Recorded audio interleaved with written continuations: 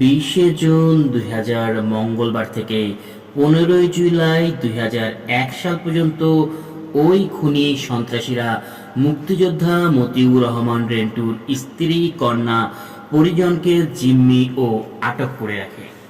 অন্যদিকে মুক্তিযোদ্ধা মতিউর রহমান রেন্টুকে পুনরায় হত্যা করার জন্য ভাড়াটিয়া খুনি ঘাতকের দল তার পিছু ধাওয়া করতে থাকে।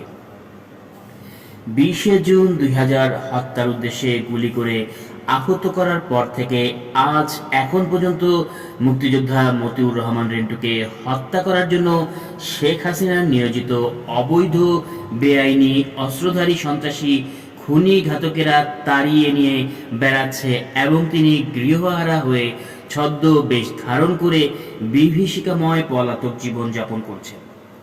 মুক্তিযোদ্ধা মতিউর রহমান রেন্টুর স্ত্রী, কন্যাদের 20 জুন মঙ্গলবার 2000 থেকে 15 জুলাই 2001 সাল পর্যন্ত ঘাতকের দল জিম্মি ও আটক করে রাখে। তাদেরকে বাড়ির বাইরে যেতে দেওয়া হয়নি। ফলে মুক্তিযোদ্ধা মতিউর রহমান রেন্টুর কন্যা মারিয়াম রহমান স্বর্ণলতা এর 2টি শিক্ষাবছর 2000 সাল এবং 2001 সাল নষ্ট করে দেওয়া হয়েছে।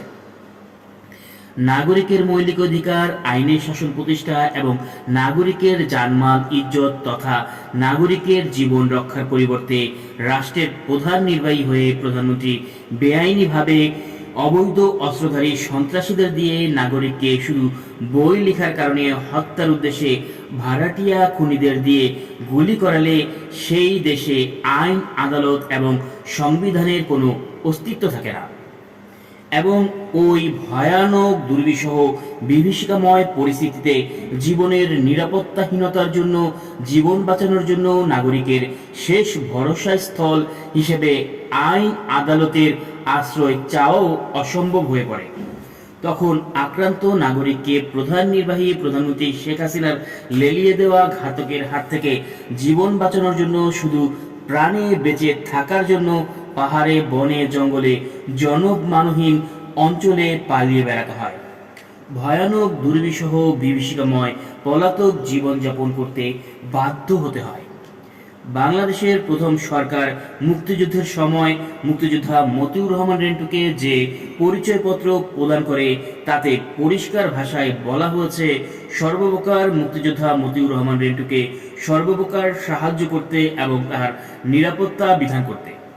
অথচ প্রধানমন্ত্রী শেখ হাসিনা মুক্তিযোদ্ধা মতিউর রহমান রেন্টুর নিরাপত্তা বিধানের পরিবর্তে তাকে হত্যা করার চেষ্টা করছেন।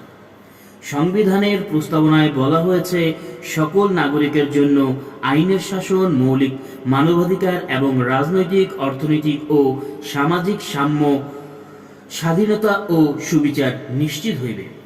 অথচ রাষ্ট্রের প্রধান নির্বাহীর পদ থেকে প্রধানমন্ত্রী শেখ হাসিনা সংবিধান লঙ্ঘন করে বেআইনিভাবে মুক্তিযোদ্ধা মতিউর রহমান রেন্টুকে হত্যার চেষ্টা চালান, তার মৌলিক মানবাধিকার হরণ করেন এবং তার প্রতি চরম অবিচার করেন।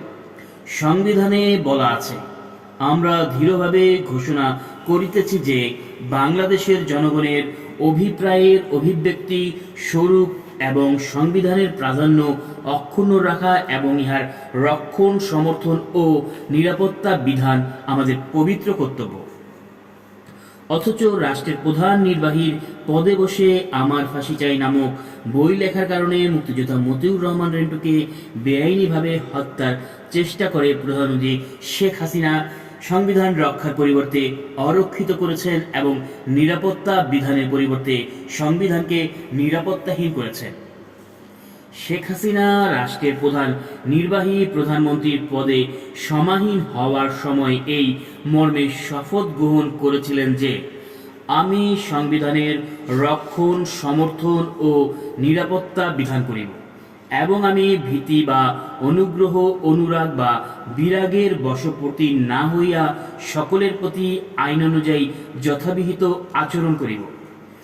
অথচ পবিত্র সংবিধানের প্রতি বিশ্বাসঘাতকতা করে, সংবিধানকে নিরাপত্তাহীন করে, সংবিধান রক্ষার পরিবর্তে অবজ্ঞা করে, অনুরাগ এবং বিরাগের বশবর্তী হয়ে বেআইনিভাবে শুধুমাত্র আমার ফাঁসি চাই নামক বই লেখার কারণে মুক্তিযোদ্ধা মতিউর রহমান রেন্টুকে হত্যা করার চেষ্টা চালিয়ে প্রধানমন্ত্রী শেখ হাসিনা শপথের বরখেলাপ করেছেন, শপথ ভঙ্গ করেছেন।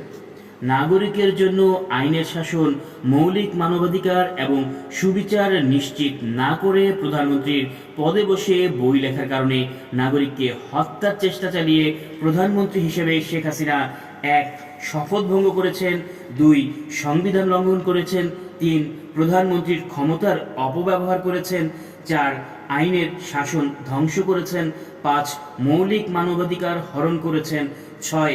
অন্যায় অবিচারের শাসন প্রতিষ্ঠা করেছেন, ৭. মুক্তিযোদ্ধা মতিউর রহমান রেন্টু ও তার পরিবারের বেঁচে থাকার অধিকার কেড়ে নিয়েছেন, ৮. অবৈধ অস্ত্রধারীদের দিয়ে মুক্তিযোদ্ধা মতিউর রহমান রেন্টুর স্ত্রী ও নাবালিকা কন্যাদের অপহরণের চেষ্টা করেছেন, ৯. নারী ও শিশুদের জিম্মি করে রেখেছেন, ১০. নাগরিকের চলাফেরার স্বাধীনতা হরণ করেছেন, ১১. নাগরিককে হত্যার উদ্দেশ্যে গুলি করে আহত করেছেন, ১২. নাগরিকের আদালতের আশ্রয় চাওয়ার অধিকার সহ সকল প্রকার সাংবিধানিক নাগরিক মৌলিক অধিকার কেড়ে নিয়েছেন তথা মানুষ হিসেবে বেঁচে থাকার সকল অধিকার সকল সুযোগ ছিনিয়ে নিয়েছেন।